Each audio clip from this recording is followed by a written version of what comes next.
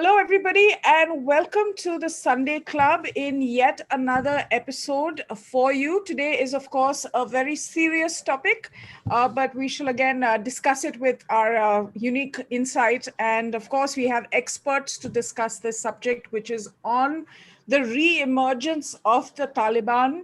And for those of you who are old enough, you do remember that about 2 decades ago, the Taliban did seem like they were receding from public memory. But here they are back, taking in large swaths of land across Afghanistan by force. And the American... well, as you can see, that there is going to be some impact on us as well, as you can clearly tell by our guest who is with us today. But they have taken over large swaths of the land. And the other thing that they are doing is making friends. They've made friends with Pakistan, who is now calling them civilians. And of course, recently, this past week, we saw a photo op in China, and China has also referred to them as political. So it's intriguing how the mainstreaming of the Taliban is happening at the international level. It's almost unthinkable that something like this could have happened even a few years ago. In fact, in India, when this past week, there was a revelation that slain journalist Danish Siddiqui of Reuters, who is also an Indian and was killed about 2 weeks ago, Taliban were the people who were responsible for his brutal killing. And this was proven and has been published all over. But what surprised me was that some Indians were saying, we must demand an apology from the Taliban. For me, that was really surprising because it's almost like saying, ask Al-Qaeda to give an apology for a terror act. I don't see how they have been gentrified so quickly. Certainly, China and Pakistan are helping them with this gentrification. And let's see what lies ahead. I think it's a tenuous time. I think most importantly, women's rights, as you can tell from our panel, are a visual protest of what lies ahead for women. Tragically, a comic was abducted and killed. So it's already beginning the kind of reign of terror that the Taliban is known for. However, now they do have a spokesperson who turns up on television and condemns and condones and provides explanation. But I don't think that's really fooling too many people, apart from the countries that want to be fooled and to aid them for their own personal gain, a mineral-rich country, resources, all of those things. We're going to discuss this in depth. We have a great panel with us today. I'm delighted to be joined by Ambassador Dogra, who has, of course, served around the world, had a stint in Pakistan as well. Thank you so much for joining us this evening, Ambassador. And then we have Sushant Sareen, of course, well known. He drops by the Sunday Club often enough. And he's an Afghanistan and AFPAC expert. And some would call him a hawk as well. I don't know if he self-identifies as a hawk, but someone who does self-identify as I don't know what today, Abhijit Iyer-Mitra has joined us as well. Bismillahir-Rahmanir-Rahim. Okay, thank you. And then, of course, there is Suhel, Seth, who is going to discuss what this means for our country, what it means for what we have to look forward to or not look forward to. So starting with you, Ambassador, are you surprised at the re-emergence of the Taliban? Well, firstly, I must compliment you, Advaita, on summing it up so well. And I must also confess that this is one of the more colorful panels I've had the privilege to be on. So I'm looking forward to wisdom in the next 30 minutes. But I'm not surprised by, as you put it, re-emergence of Taliban. In fact, it's not the first re-emergence. I would say it's the second re-emergence. Because in 1907, when Churchill went there, he found Talibs. At that time, they were called Talibs, doing exactly the same thing as they are doing today. And you also brought in very well the murder of Indian journalists. Not just murder, brutal way in which he was killed. So that shows how India is perhaps going to be impacted in the days and months to come if Taliban keeps on doing and getting its successes as it is getting. But let me also, the one thing which was bothering me all this time, because I had to prepare really well to come on your show, uh, was why is it that Afghanistan is such a troubled country? Uh, and Alexander, when he came to Afghanistan, he stayed on there for nearly 3 years, which troubled his mother back in Macedonia. So she wrote to him asking why is he there for 3 long years when what is known as present day Turkey, uh, Iran, and parts of Syria were conquered by him in just 1 year. So the real reason was that Alexander had married Ruxana, an Afghan girl, but the side reason was that Afghans were troubling him all the time. So, but to pacify his mother, he sent a bag full of Afghan soil and asked her to put it around her palace in Macedonia. And there was a message there because till then, till the bag arrived and the mother put the soil around her palace, her advisors, the courtiers, were peaceful lot. They were in perfect harmony, and there was never any bickering among them. But the day after the soil was put around the palace, the bickering started, fighting started. So that was Alexander's message that the land is such that it can never be peaceful. It will always be at odds with itself and with outsiders who try to conquer it. And that tradition has carried on. Americans have left in perhaps part disgust, part frustration, but also in a manner that leaves Afghans feeling very betrayed. Right. Betrayed because they now know Taliban is a front, but ISI is the real master of the game that is going on there. And that game is going to be very brutal. In fact, I'm getting almost daily messages from my translator who translated Durand's curse to Pashto and Dari Right. to give me running commentary of what is happening. And he was a former governor of one of the provinces. So he's determined to stay on till the bitter end. But My God. the messages are grim reading. So I fear for the country because I do not wish such fate to fall on a people who deserve better. Hmm. And a very brave people. I mean, they are trying to fight this off. And there is unfortunately a lot of grim news coming from there. You're absolutely right. Sushant, you observed this area very carefully. And just to get your views on really your introduction for our viewers also on what the current context is. And the Americans are out by the end of August. And that's it then. I mean, basically the Afghans are left to themselves. Look, the Americans are almost out already. Hmm.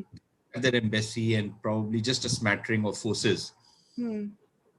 But the Americans, at least for now, I don't know whether it will be sustainable in the long term or even in the medium term. But for now, at least they are saying that they will provide some level of air support. I don't know how practicable that is going to be. Hmm. Uh, but for now, at least that is what they're promising. Secondly, let me also add some more context to the history which Ambassador Dogra just outlined. He spoke about 1917 and Churchill. You go back almost 60, 70 years before that, Hmm. and what was then called the phenomena, in fact, even earlier, in the mid 18th century or thereabouts, the phenomena of what was called the Hindustani fanatics. Shah Waliullah and all these other characters out here, and Shah Ismail and Ahmad Shah Barelvi, all these guys, and the regions in Pakistan and in parts of Afghanistan, which became very restive at that point of time, are precisely the reasons, but the regions where you are seeing what you're seeing today. So yes, this has been a turbulent land, but this emergence of the Taliban, or the re-emergence, as you put it, started way back in 2003, 2004. I don't know why people are suddenly waking up and saying that, look, the Taliban are back. The Taliban were back from around 2004. And if you start looking at what was happening in Afghanistan since then, uh, it was very clear that they had regrouped, they had recouped their strength, they were recruiting in full measure. The Pakistanis were supporting them completely. The Americans deliberately lost this war. And I think one of the best books written on this is a New York Times, surprisingly, New York Times correspondent Carlotta Gall, who wrote a book, The Wrong Enemy. And I think the title of the book pretty much summed it up. The Americans were fighting the wrong enemy. They were fighting in the wrong country if they really wanted to win this war. And which is why at one level, I sometimes feel that the Americans have deliberately lost because they knew what they needed to do. They knew who they needed to fix. And yet, they simply ignored what they needed to do. So, the pass which we have reached now was something which many people had been predicting for almost at least 7-8 years now, at least from 2013, 2014. So nothing of what is happening is a surprise. What is a bit of a surprise, really, and it should not have been, because again, the telltale signs that the Afghan army might not exactly crumble, I think that would be the wrong word, but would not be able to fight these guys, very effectively. I think some telltale signs were already emerging for at least the last 6-7 years. There were parts of the Afghan army which are fabulous. They could hold their own against anybody. And I'm talking in particular about the special forces. But special forces are not meant, they're meant to make a breakthrough. They're not meant to go and occupy territory. And if for every situation you are going to start using special forces, then the only effective force which you seem to have, you are blunting that edge.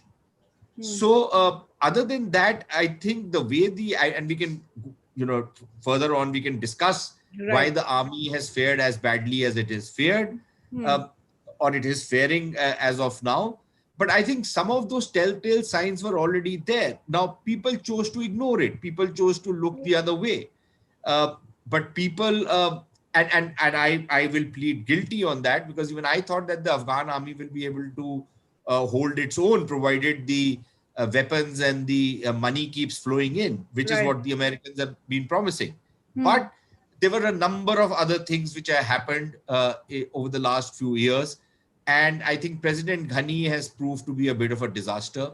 And then, of course, they've been sold down the train by the new Mir Jafar of Afghanistan, which is Khalilzad. So I think it's been a combination of factors which have led us to this pass.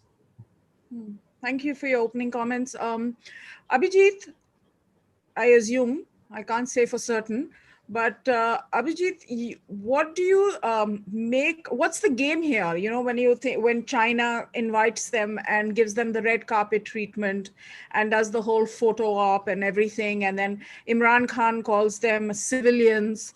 And also, I just want to add for our viewers that the Taliban is not a monolith. They have many factions. These factions are often at war with each other. In fact, the Pakistani faction of the Taliban is fighting with the Afghani Taliban also, aren't they? Yes. So, when the Americans came up, first, let's remember it was the Americans that mainstreamed and platformed the Taliban through the Doha office that they persuaded the Qataris to start up, right? So the Chinese have actually gotten into the game quite late. However, it's also equally important to note here that what Ambassador Dogra said in his opening remarks are extremely important. For over 2 weeks, I was interviewing Taliban left, right, and center. Almost a large majority of them, they hated Pakistan. Okay, except in areas like, say, Kandahar and a few in Ghazni, but not in Ghor. I met 2 or 3 commanders who were basically fighting, the government because their parents and kids and family were back in Pakistan, and they knew what was going to happen to their family if they did not do the bidding of Pakistan in that sense, right? So the ideological unity that existed once upon a time is not the new Taliban today. What you have is, remember, the way Pakistan is able to maintain, it's the emporium of terror in that sense. It's like IKEA, you go, you get 10 different models of benches or 10 different models of dining tables. You can get 10 different models of terrorism. If you follow the Hanafi or the Sharifi or the, whatever sect of Islam there is, you will get a terror organization suited to your purpose. So they've learned this micro balancing very well. And what they do is, like Ambassador Dogra pointed out, it is a pre industrial, sedentary, pastoral, in some cases agricultural society, which has always been extremely violent. Pakistan's unique genius lies in micro-balancing all these chaps and creating some kind of a unified purpose. And even that unified purpose has to be because the Pakistanis are very good at both carrots and sticks. They don't hesitate to kill somebody if they get in their way. They're not restrained by morality the way the Indian state frequently is. So there are all these things that come into play in dealing with this. So, for example, the commanders in Ghor and Ghazni that I met, Taliban commanders, they didn't even care about what was happening in the other provinces. The Nangarhar commander similarly was only concerned about Nangarhar. He wasn't concerned even about what was happening in, say, the Panjshir or anything like that. The next thing we need to remember is that rural Afghanistan has almost completely been under the control of the Taliban for quite some time. The central government may control the arterial roads and things like that, but one of the reasons the Iran highway that we tried to build, we could never ultimately link it up. It was under the Taliban control for most of the time, to such an extent that even when I was allowed to travel with Taliban blessings between cities in Afghanistan, that road was off limits for me because they couldn't guarantee my safety. Right. So there's been a lot of things out there which, we should have accepted this kind of good Taliban, bad Taliban, played divide and rule, because it's essentially a tribal micro-balancing act. And these tribes are quite small, because you look at Afghan villages, they're actually quite tiny, and what happens is if they run out of resources, what they'll do is they'll raid the neighboring village or something like that. So this is basically that kind of warfare on a with modern technology introduced to it in that sense, plus some coordination from Pakistan. So this is where you have to create the counter to a great carrot and stick policy is a counter carrot and stick policy. You can't say you're all bad Taliban. You can't say you killed these people, therefore we won't talk with you. You're like, hey, you want to come away from the Pakistan and join our side? Do it. I know 3 years down the line, you're going to be fighting us again, but accept the fact that an Afghan doesn't have a solid loyalty throughout. And also, finally, before I end, a mention of the atrocities we're seeing. We need to remember that is the nature of war in Afghanistan. These things have been happening both by the government and against the government, left, right, and center, prisoners being shot. If you remember when the Mujahideen took control of Afghanistan after 2001 from the Taliban, if you remember, a lot of the Taliban prisoners were locked up in trucks and they were shot in the trucks. They went on complaining for air. And they said, yeah, we'll give you air. We're going to create air holes. And they pumped the container trucks full of AK-47 bullets and things like that. So this is not new. I think we need to take our, India is not a first world country, but we love to think of ourselves as a first world country. We love to take our elite Latvians' first world sensibilities out of the Afghan conflict. Suhel, what do you make of this sort of rebranding of the Taliban, where suddenly they have spokesperson? I saw him coming on TV. When the Indian journalist died, he kind of made a comment that, this is terrible. And, he's mouthing the right lines. He's very popular on Pakistani TV. Of course, he does a lot of appearances there.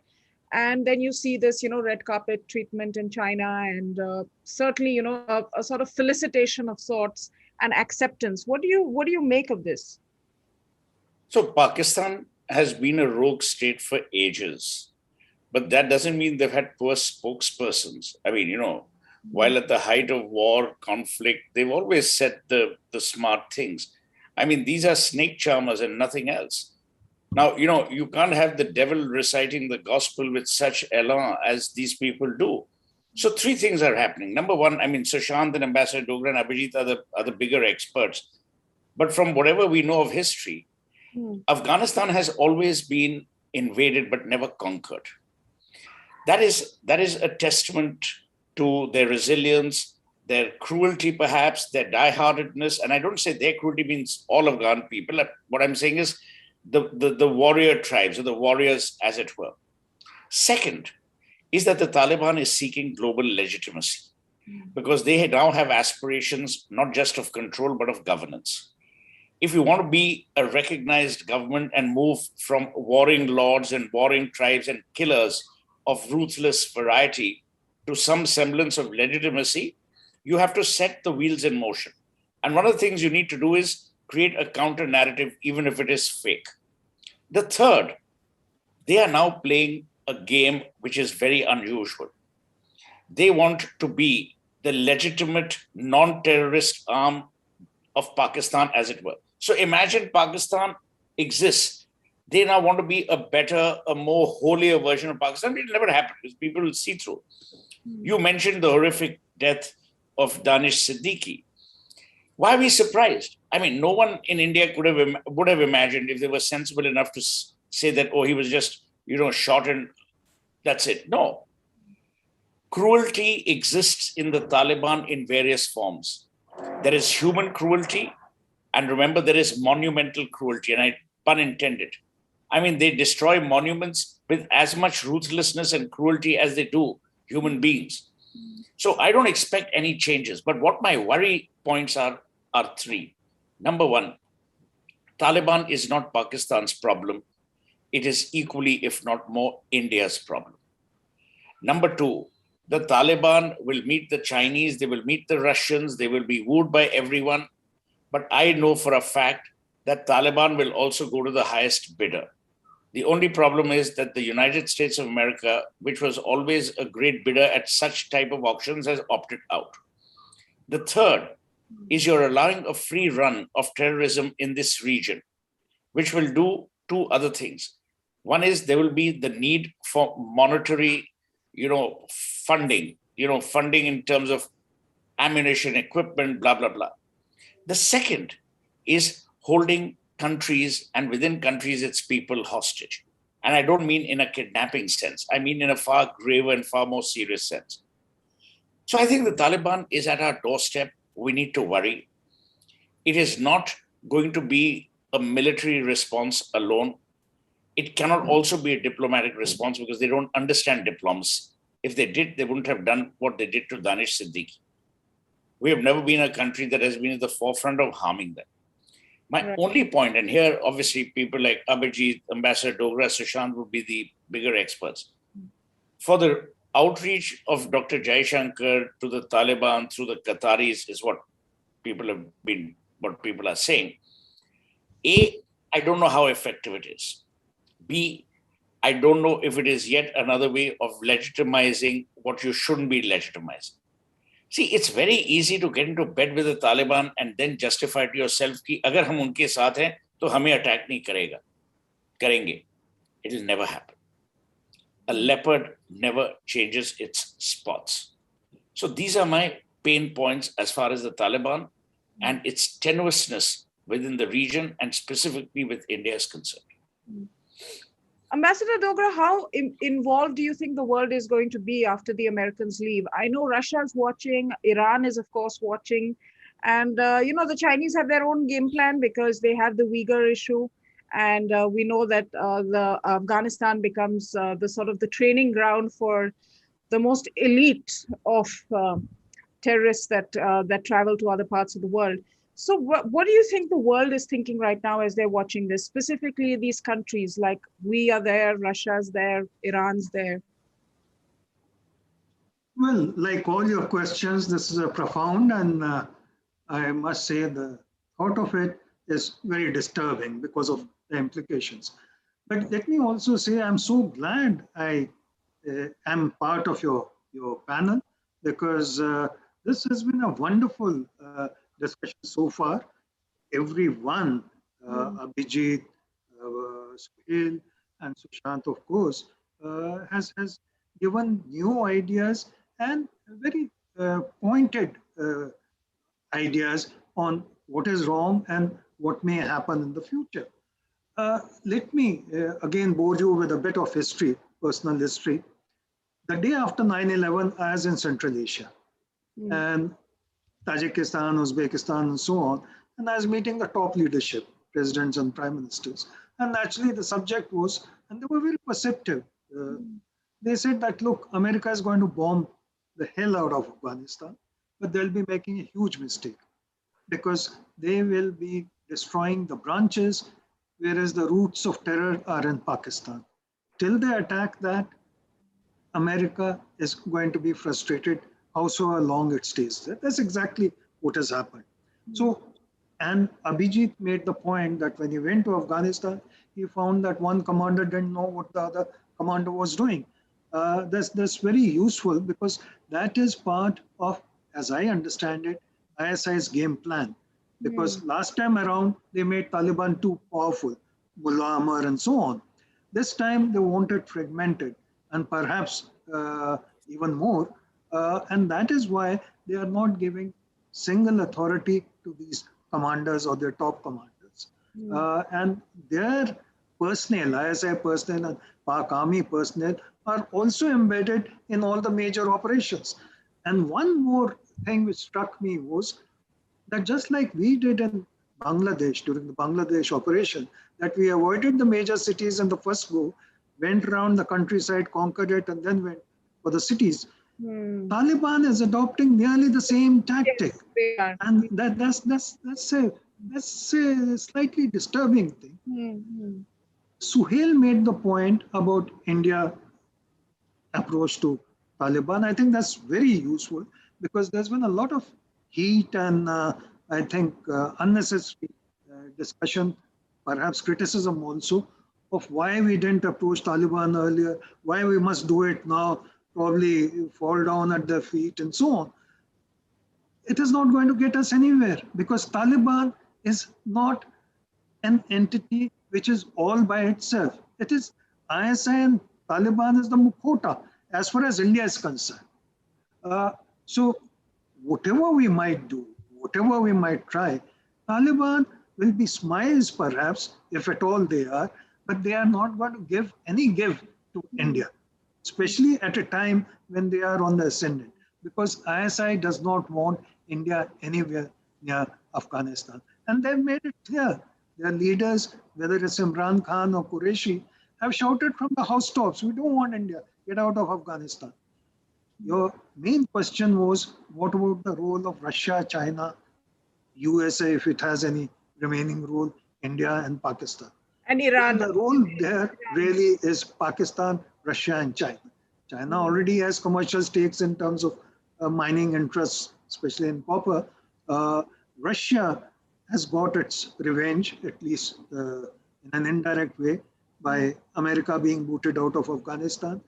And Russia and China, though they are competitors in many ways, they have identical interest in seeing that this entire area, Pakistan, Afghanistan onwards, right up to Turkey, and I'm deliberately taking Turkey, including Turkey in this, because officially it is a member of NATO, but some of its actions are not entirely pro-NATO. So right up to Syria and perhaps up to Turkey, with the exception of countries like Saudi and UAE, are now a bloc which are directly or indirectly sympathetic to China, Russia combined. And Pakistan is a part of that. For Pakistan, it is a dream come true because now it will be one of the fulcrums of the Islamic world, which is what it had been aiming for all this while. So we are living in a time of flux.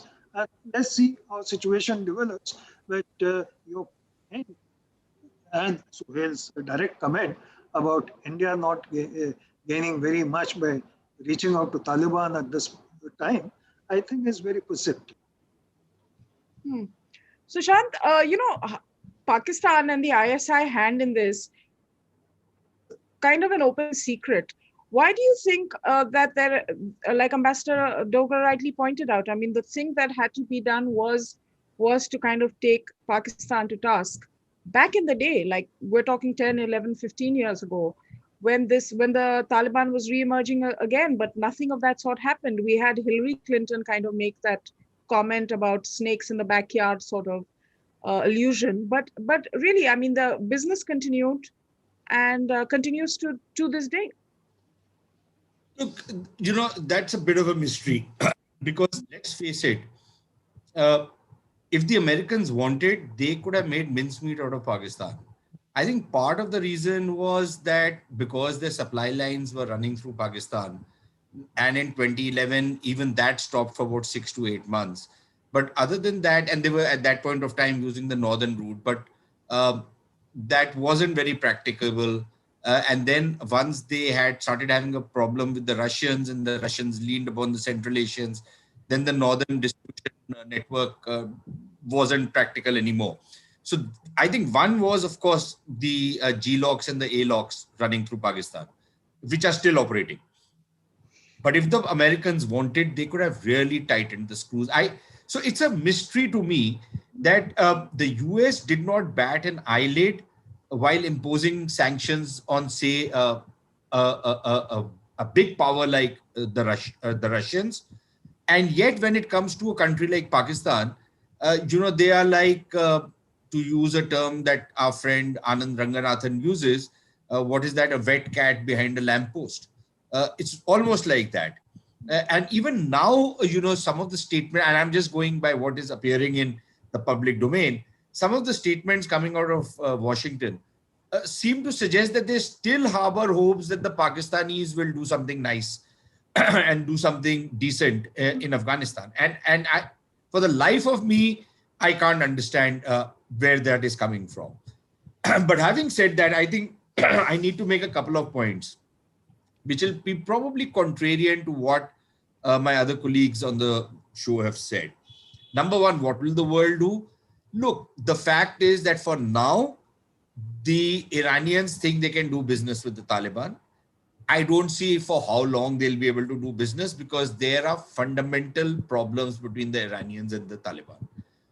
There are theological, doctrinal issues, unbridgeable. They haven't been bridged for 1500 years. They're not going to be bridged now.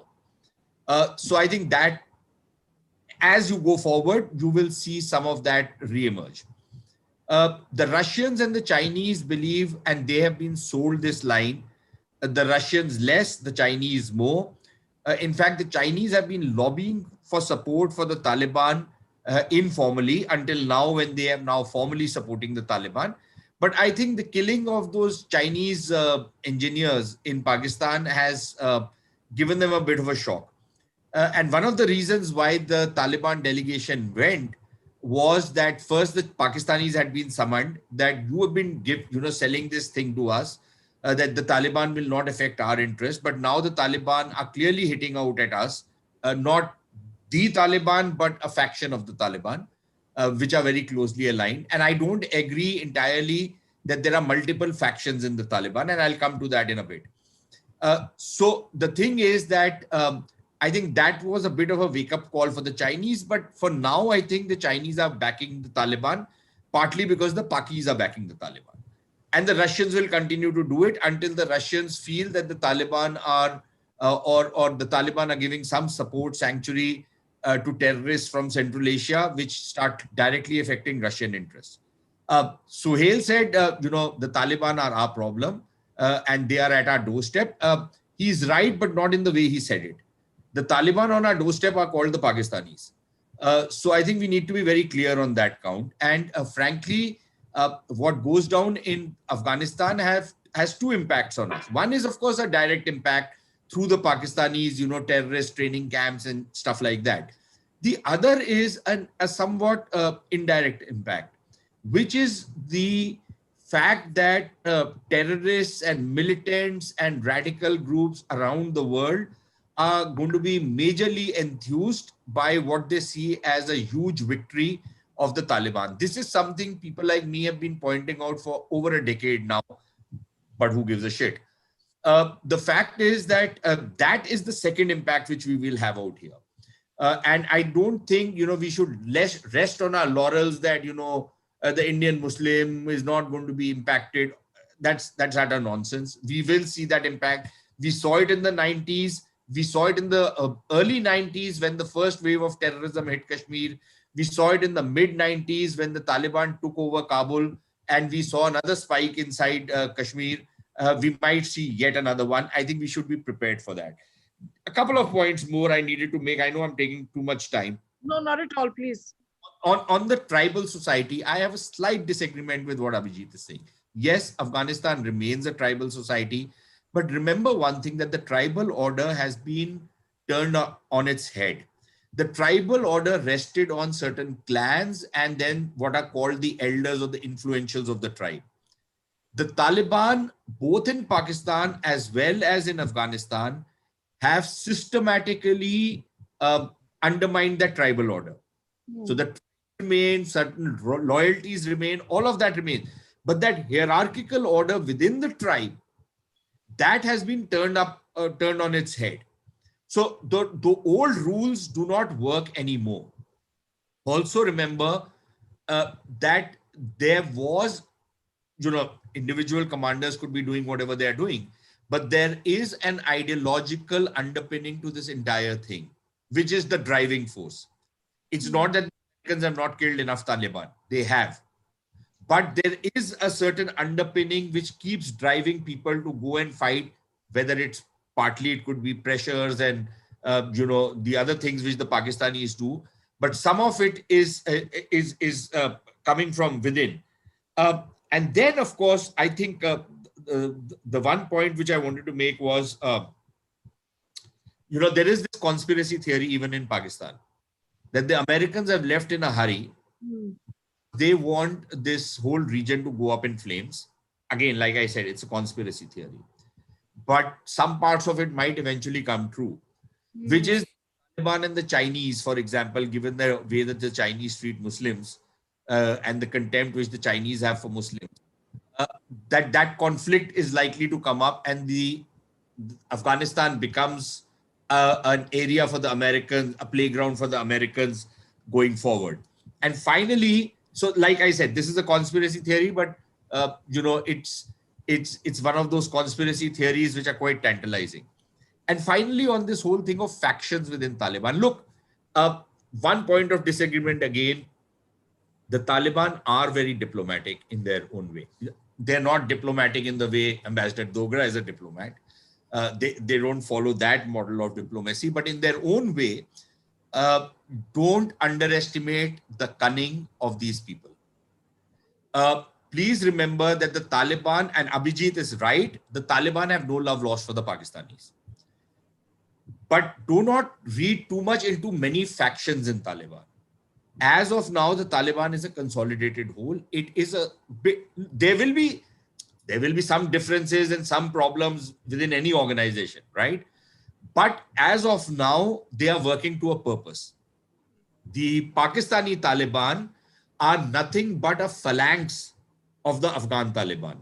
All the Pakistani Taliban leaders have worked in Afghan Taliban ranks. They have fought with the Afghan Taliban. Somebody was a driver of some leader of the Afghan Taliban. Somebody was working in the government out there. Somebody was, working as a secretary to one of the Taliban leaders. So all of them have an organic link with the Afghan Taliban. Remember one thing, that the Pakistani Taliban leadership, whenever they issue any pamphlet or anything, they name their own Amir, and then they name the Amirul Mu'mineen, which is the Taliban leader.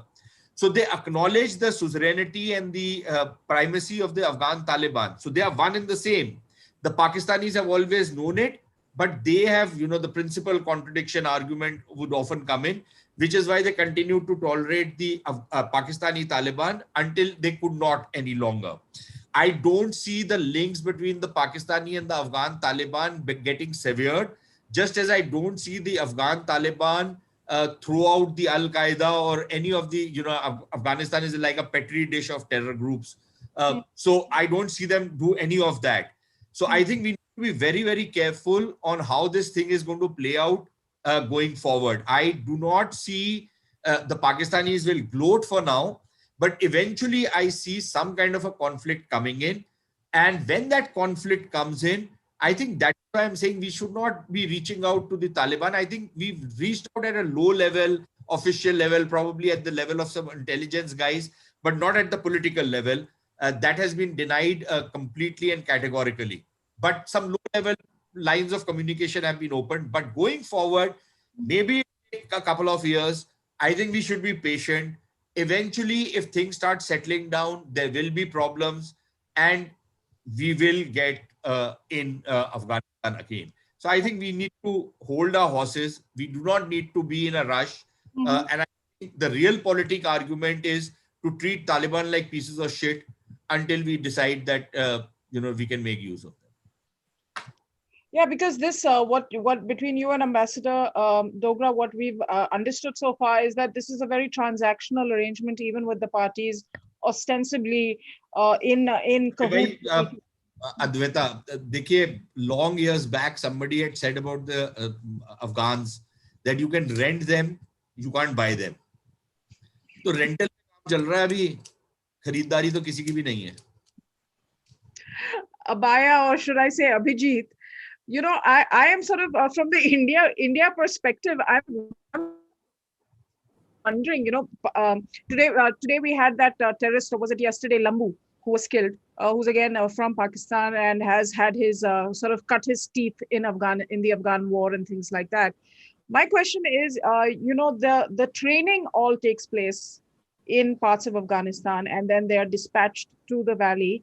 Do you think there is going to be any kind of intensification of that at the present time? Because that has, in the last couple of years, the Indian Army, the forces have kind of put a hold on it. The government's been very strong on it.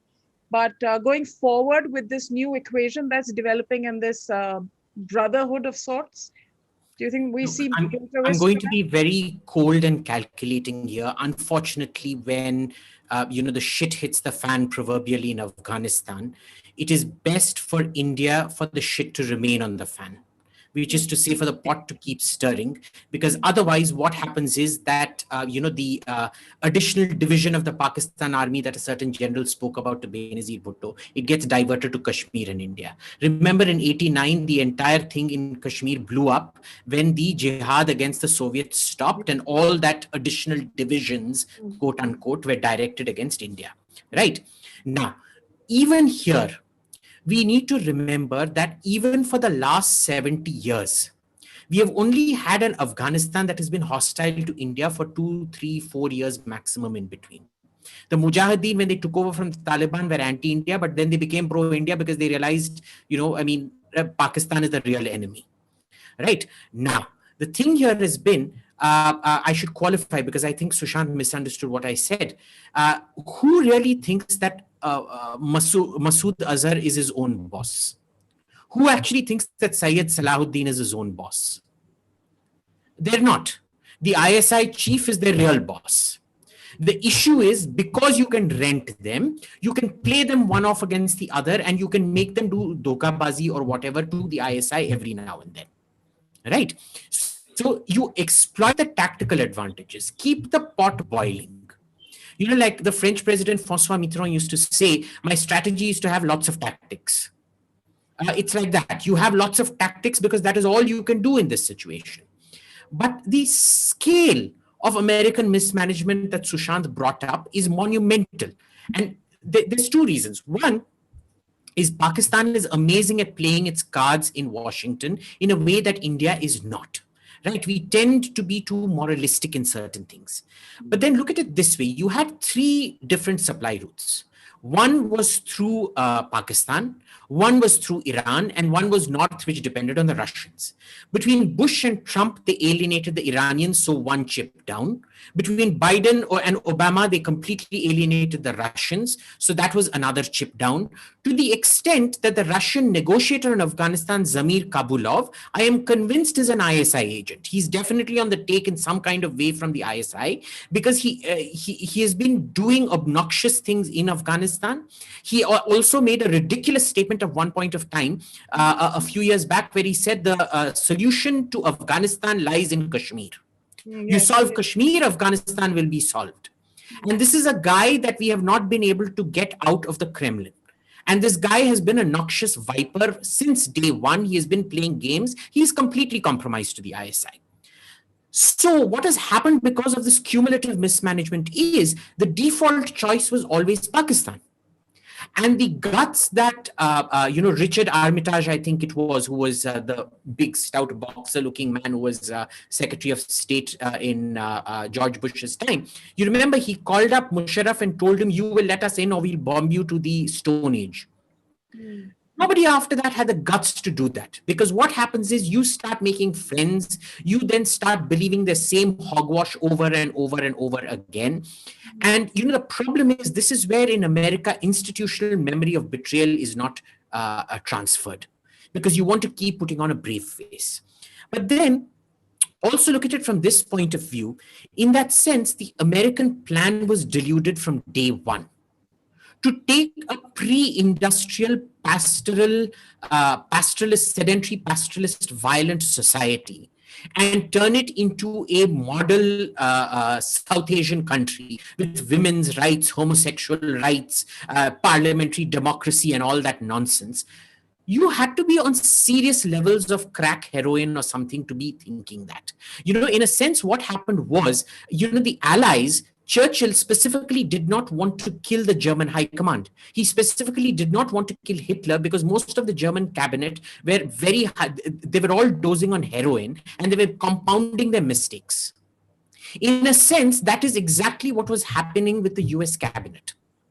It was too high on beliefs, on ideology, on freedom and democracy and crap like that to actually believe in what was practical on the ground. What you probably needed on day one was a complete, I'm sorry to use the word, but bastard like Abdul Rashid Dostum, who would have taken these guys to the cleaner. He was nasty. He knew what to do. He knew exactly how these tribes worked, and he would exploit it for what it worked. Okay. But we still need to remember the hierarchy may have changed, but the hierarchical patterns removed. They are still up for rent. Now, the issue is, even in Kashmir, we are rental plans, which started with Dulat. It started off as brilliant policy and then it got waylaid just like American plans. All the major malls in Srinagar are owned by former terrorists. Our thing was, Aajao, hum tumko paisa denge. We'll give you money, we'll give you land, we'll give you malls. You set up malls in Srinagar. And then, because they knew the Indian government will not kill you, the Pakistan government will kill you, they still take money from India, but they trumpet the Pakistani line. So India doesn't have the finesse. And how many times have we cut off our own assets? Morarji Desai cut off our assets. Then I.K. Gujral cut off our assets. Then Doval again cut off our assets in Balochistan. Chidambaram had a huge, nice insurgency going on in Balochistan. We cut them dry also. See, it doesn't matter if it's going to succeed or not. The point is you stand by your friends and you support them. Okay, and friends are temporary. Only interests are permanent. Now, the Americans fell for their own chutzpah in that sense. But, it's been all-round mismanagement across the board. There is no shortage of wishful thinking and idealism. Sometimes I really wonder who makes these policy decisions, because I've seen little girls in convent pinafores who are more, when they want to get an iPhone, they will make mummy, papa fight. I'm sure Sushant Sareen's own daughters will turn mummy against papa. I knew as a kid, I used to turn my mom against my dad when I wanted a Bang & Olufsen music system. Little girls in pinafores know how to manipulate better than these so-called democratic governments do. Exactly. That's why we need to have more girls in power, seats of power. Yes, exactly. That is what I keep saying. Yeah, We need Lucrezia de Borgia. We need, Hatshepsut. We need people like that who poison their husbands and kill their brothers and throw their lovers out the window in power. Okay. Ambassador Dogra, I want to come back to you before I let you go, because we're going to move on to the Didi conversation and start with Suhel on that one. But Ambassador, any closing comments on this particular issue? Well, very briefly, because you're running out of time. One, I think we should not be hasty in our judgment, even about America. because they had been giving hints for the last 2 years, almost directly, that terrorism is no longer our number one national priority. It is China and Russia, or Russia and China. So they are now shifting their focus on these two issues, which they feel are really a threat to their economy, perhaps their sovereignty, and their strategic interests. So that is why they're thinning down even in other theaters, their military presence, and trying to divert it to the side closer to China. So America is working to a game plan. It may hurt us, it may displease Afghans, but America has always been America first in its policies, and this is one indication of that. Second, I think we need to be very, very careful and very worried because the developments in Afghanistan are maybe they may be confined to Afghanistan in terms of the territory, but Pakistan's confidence level is going to increase phenomenally the moment Taliban really take over in Kabul. Whether they do it in the next 6 months or 6 years, that's not something that I'm going to predict. But Pakistan's confidence level, going by their statements even now, by Qureshi especially, and that so-called NSA, are really something which are nothing short of bluster. And pointedly, their attention really is on what they can do to and in India, perhaps even in concert with China to some extent. So let's keep our fingers crossed and let's watch the developments over the next few weeks and next few months and hope for the best as far as our country is concerned.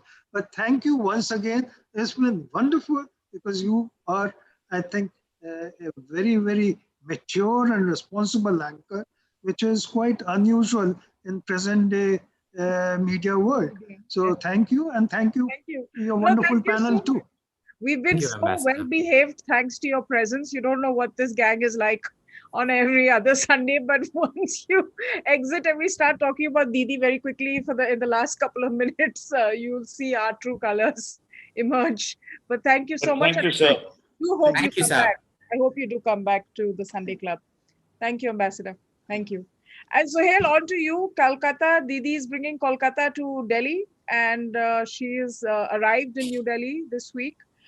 There was this remarkable photograph of her exiting a meeting with Sonia Gandhi and Rahul Gandhi kind of standing behind her, kind of like the chorus line, and she was walking in front with her in her white sari and her chappals, and they were kind of standing behind, overlooking her arrival in the city. She certainly got a certain section of the media very excited by her presence, who believe that she may have what it takes to take on Modi in 2024. Over to you, Suhel. So a couple of things. Number one, Mamata Banerjee came to Delhi for the first time after the, trouncing she delivered on the Modi-Shah combine. So it's obviously a victory parade. She wants people to know that, look, I matter, I'm this. She also came when Parliament is in session, notwithstanding that her MPs were the ones who behaved like rotten scoundrels during Parliament. But the fact is that Parliament was in session, everyone is in Delhi, people are not back in their constituencies. It was a show of strength. Right. Number three, if you see the kind of people she met, it was a vast spectrum. Sonia and Rahul were the obvious ones.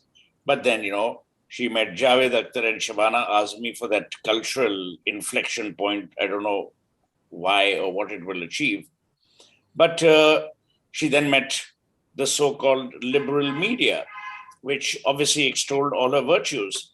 I mean, I haven't seen many of these journalists take selfies with their own mothers, but they rushed to take selfies with Mamata Banerjee as if she was Mother Teresa and confused the blue bordered white sari for Mother Teresa's. But that's how these liberals are, the so-called liberals.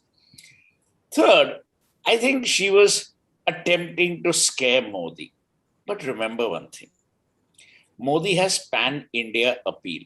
Now you might say, okay, BJP is absent, blah, blah, blah. Fact is, he has pan-India appeal. I think Mamata Banerjee was also catering to her voter bloc back in Bengal. Say, Dakho, Ami Jachi, Ami Ekane Royal Sundarbane Tigress. Means I'm the Tigress of Bengal and I'm going there. And Dakho, everyone will fall in line. It's a usual Mamata Banerjee ploy and I don't blame her.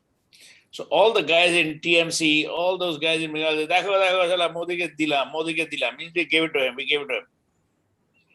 Number two, to say Khala Hobe, Yes. and for the BJP to be absolutely impotent when it comes to protecting their own cadres who are being mercilessly and are being mercilessly killed, to my mind, is reprehensible. You know, because Khala Hobe has now taken a violent turn. It's no longer about winning an election. It's about, I will show you who I am. It's a typical Padar ja Mastan hoy. Means the Mastan in every Pada, means locality in Calcutta also says, Dakho, Khala Hobe kalke. Means tomorrow I will show you. Yeah. If you ask me, India has never predicted a future prime minister other than Jawaharlal Nehru. Even I.K. Gujral didn't ever imagine he would be prime minister. Deve Gowda to slept through his term. Charan Singh, you see all the luminaries. Even Vajpayee didn't imagine he would. Everyone thought Advani would. Narendra Modi didn't until 2030. Again, Advani thought he would. Manmohan Singh never imagined and continued to live in that imaginary world that this was. So at that time I had said that the difference between any government and the Manmohan Singh Sonia Gandhi thing is Sonia Gandhi is in power but not in office. Manmohan Singh is in office but not in power.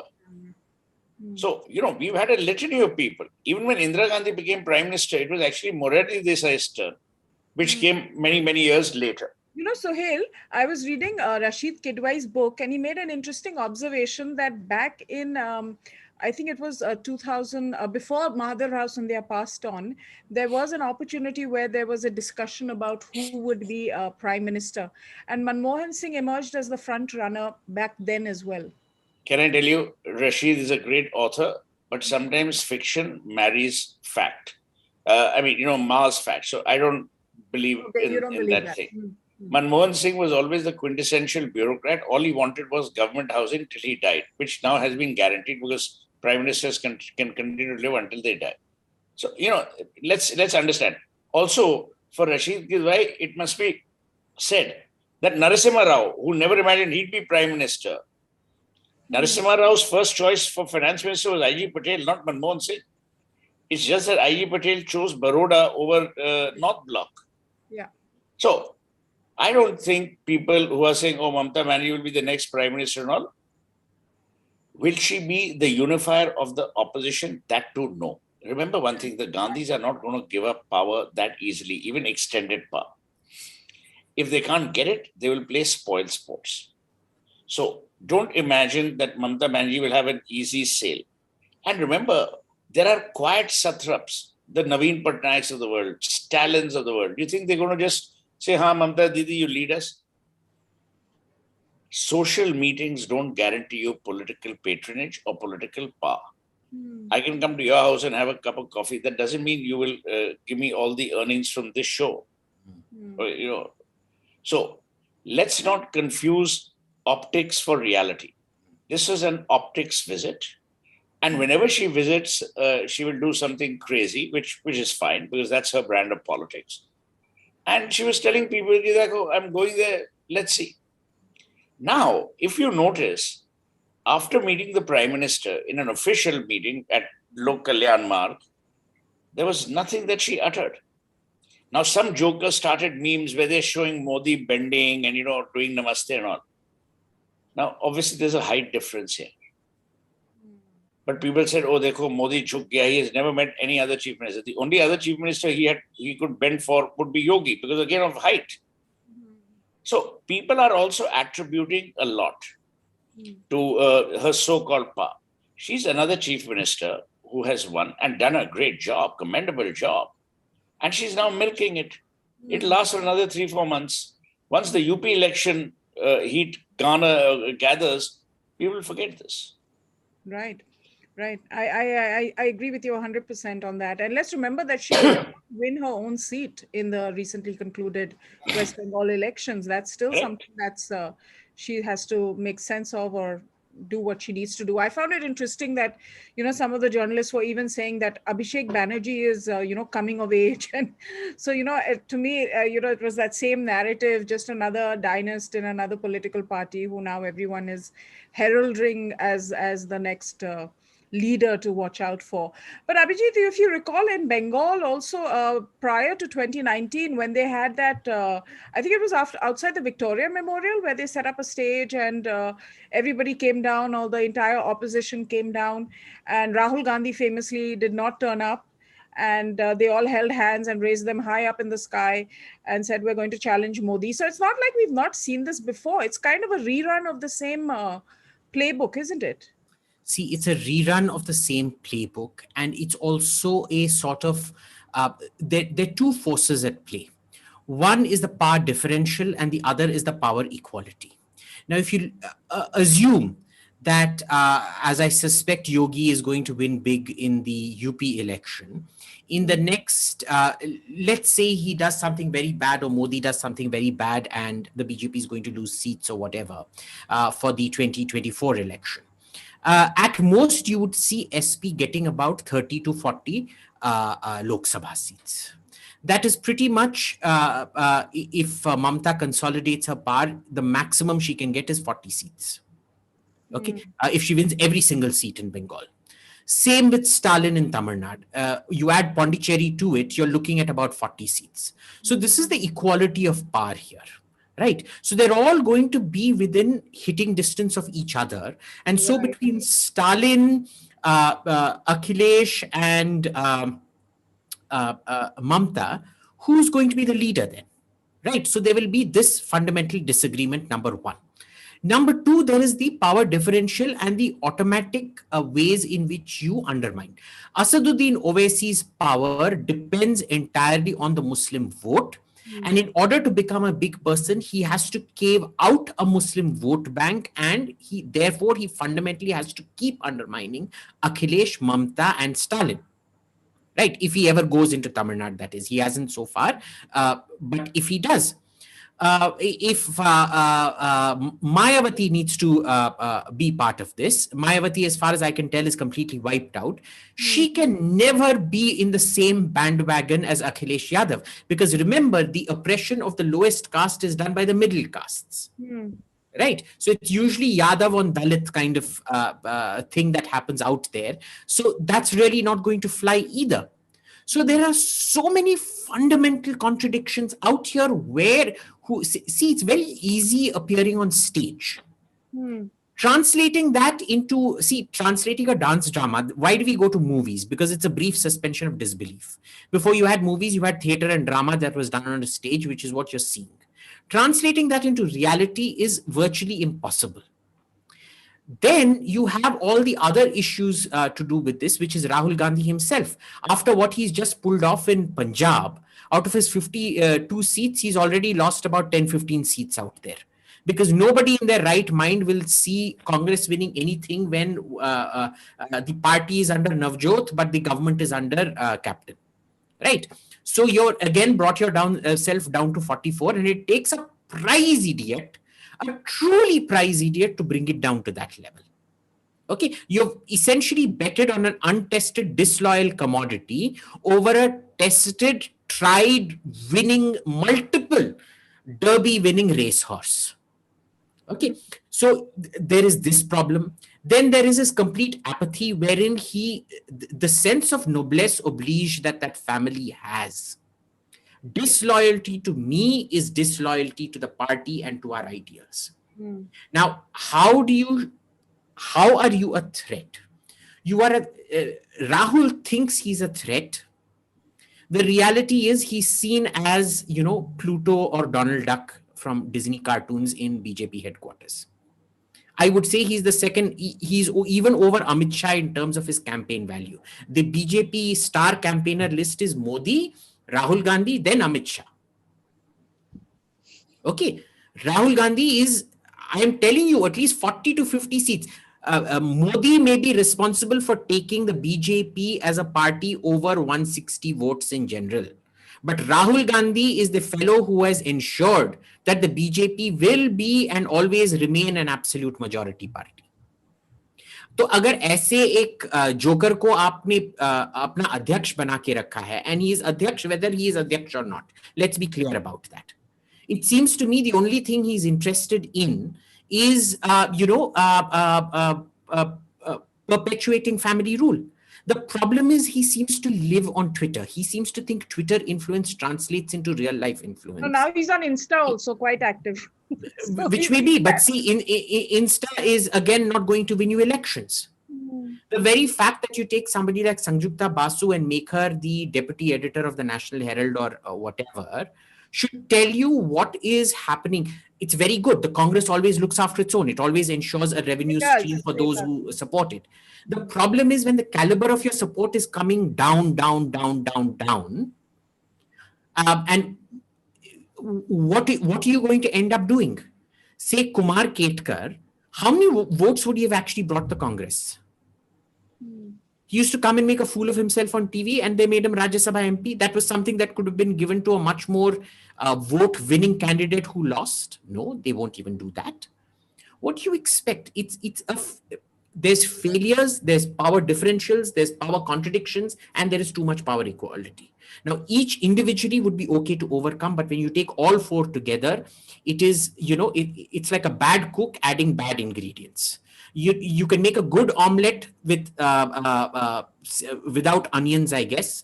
But, when you've got bad eggs and a bad chef and bad onions, you can't make a good omelette. Okay. Ending with omelets.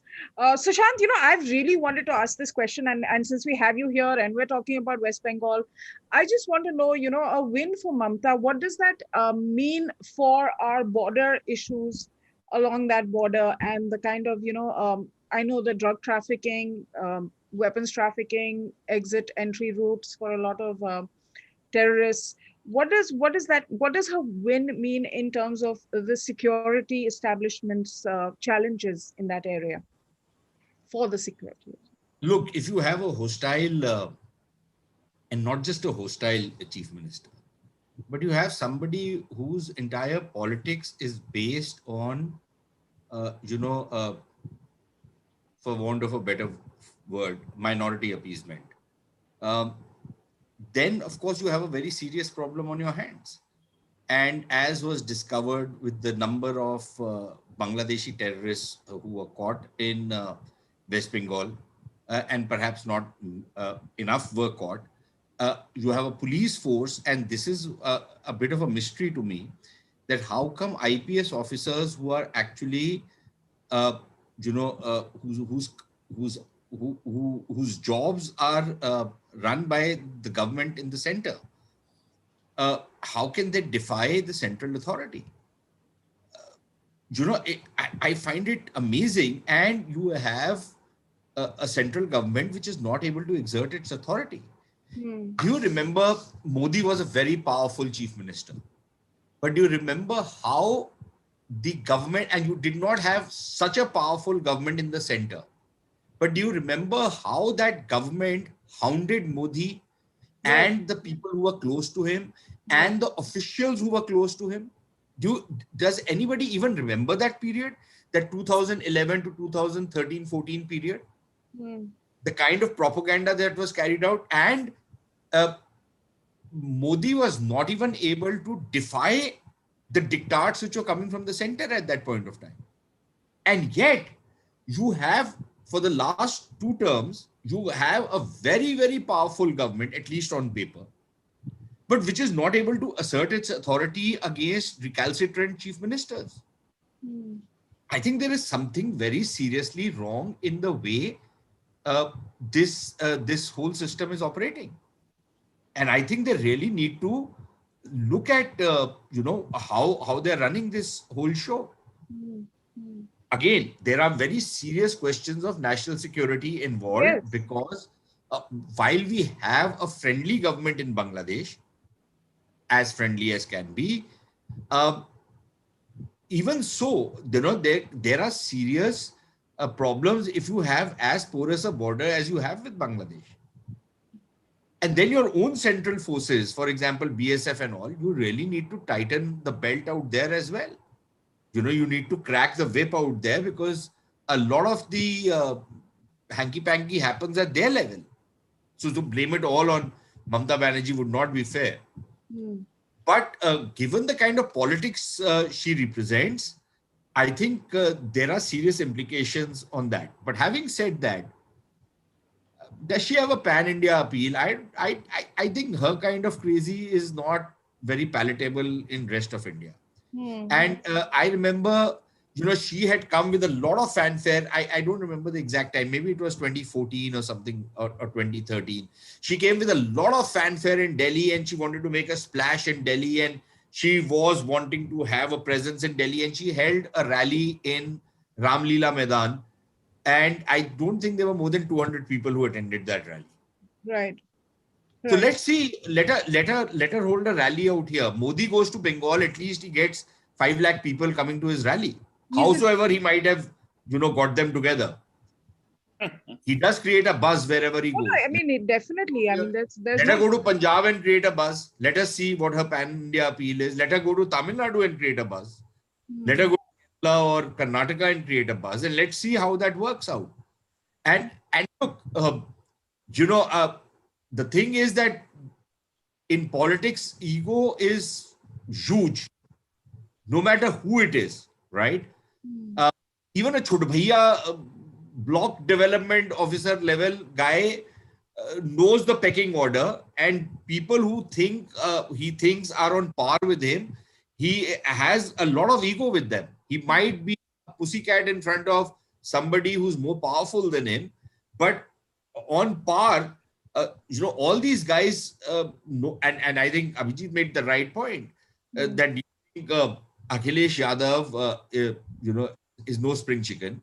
You have Stalin, who has been part of a political process for many years. Many other leaders in the opposition. So to think that all these guys will be able to come together, what is that thing? Bhanubati ka Kunba? If you want, if you think things will go that direction, well and good. But, on the Congress party, I sometimes feel really sad what has, the Congress party has been reduced to. It was a very great party at one point of time. I think it has been in many ways, not in its economic policies, but in many ways, it was the only real right-wing party in India. It's a very controversial thing I'm saying. I know, but I'm listening. Yeah, I'm telling you, BJP is not a right-wing party. There's nothing right-wing about these fellows here. The Congress party was very right-wing, in terms of its national security policies, in terms of the kind of laws they brought in. Again, Which Congress are you talking about, Sushant? Because the Congress that exists today is very different. It's probably not even the same Congress of the... Yeah, that's what I'm saying. Even Indira Gandhi, while she had those wacky left-wing policies, but when you look at the way she used to run the country and the way, she ran foreign policy, pretty right-wing, even personally, she was pretty right-wing. So it's the only right-wing party in many ways compared to what goes for right-wing these days. It's a travesty. There is no right-wing in India right now, at least in the political spectrum. But having said that, they have reduced themselves to, and frankly, I think the curse of social media is something no smart politician should fall for. And what I find very dangerous for BJP is when they start celebrating 70 million followers. As though, that is what is going to win them election. I don't think the guys at the top actually think that is what is going to win them elections. I hope not. No, and especially when for a platform which has been so offensive to, the country at large in terms of even not showing any respect. And especially when there are only 17 million users in India on Twitter. So where is the balance coming from? So if they say 70 million, it's not 70 million Indians. There are only 17 million on Twitter. So 53 are coming from Turkey or Fiji. Even if the 70 million were there from India, where is it written that if a Rahul Gandhi is, Rahul Gandhi might actually vote for Modi, but there would be many others who would probably be following Modi, but not be his voters, right? There are 17 million people on Twitter. How can 70 million Indians follow them? I agree, but I'm just saying that this was what the big splash they were creating. No. Do a Twitter audit. There's a site called Twitter Audit. Almost more than a quarter of his followers are fake. 15 million followers are fake. They're either bot or something else.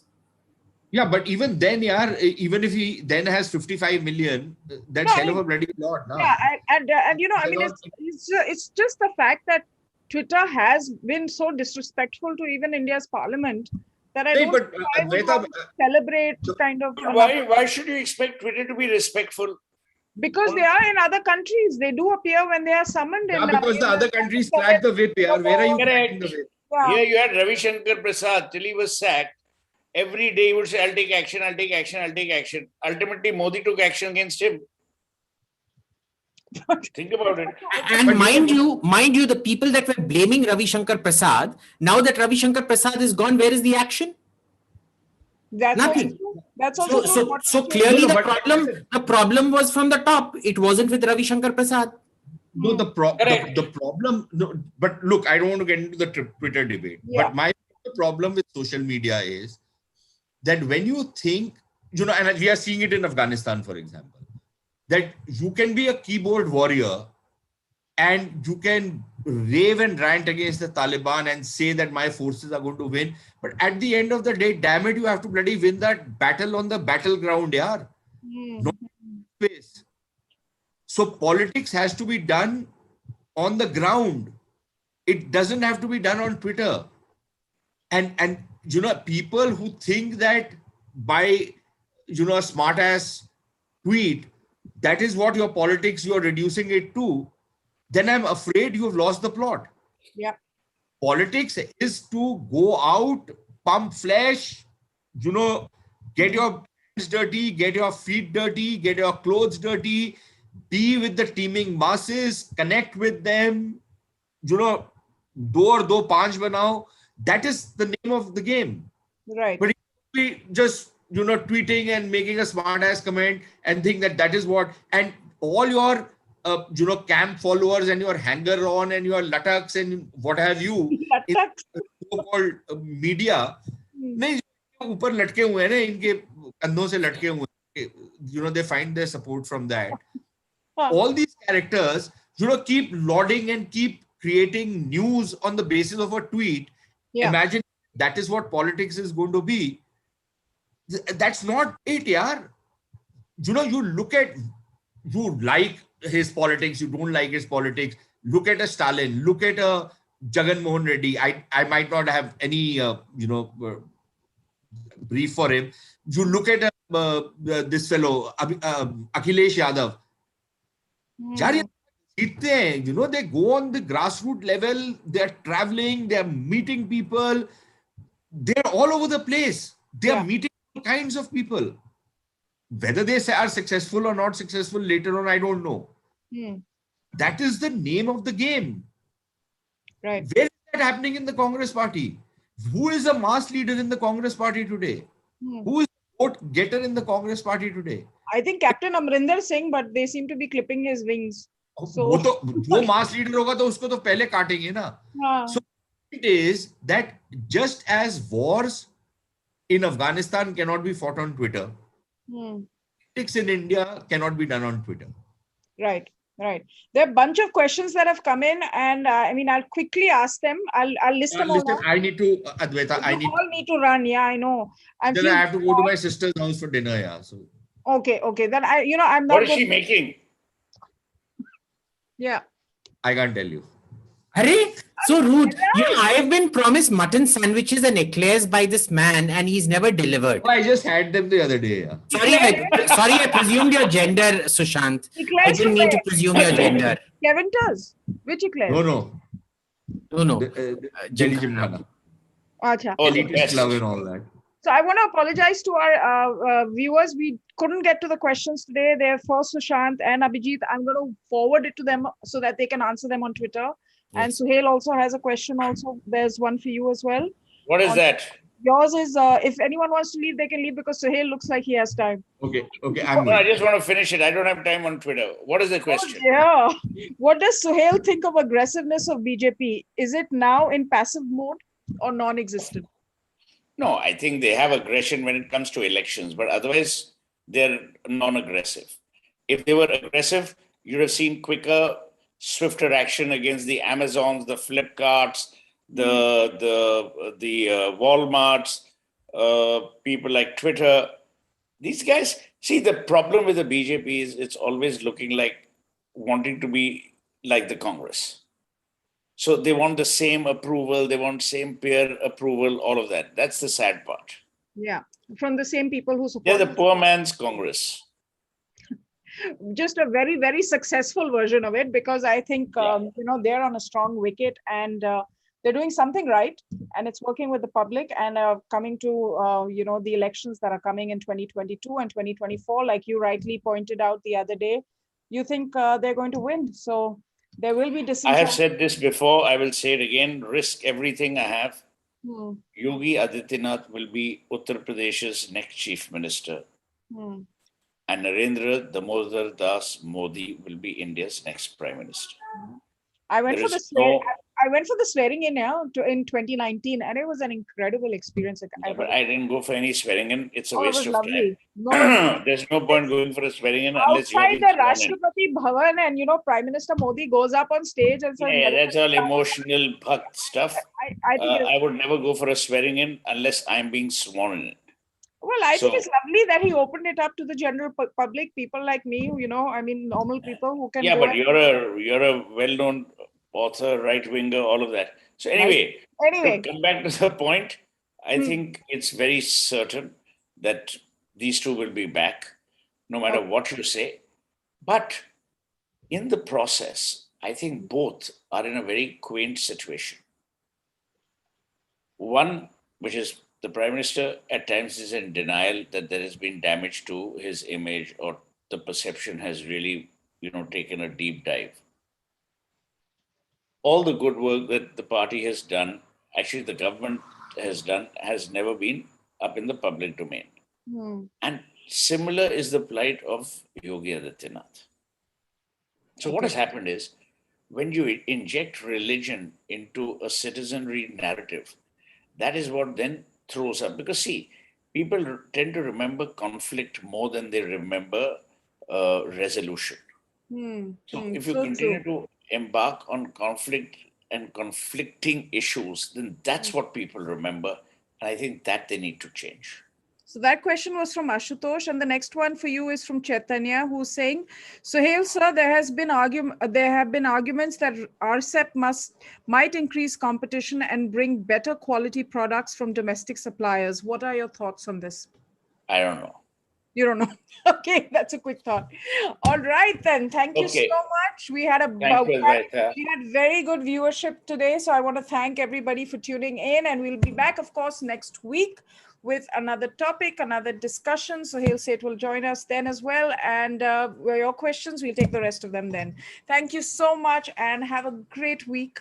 And stay safe, mask up, stay safe, Suhel. Thank you once again. Thanks.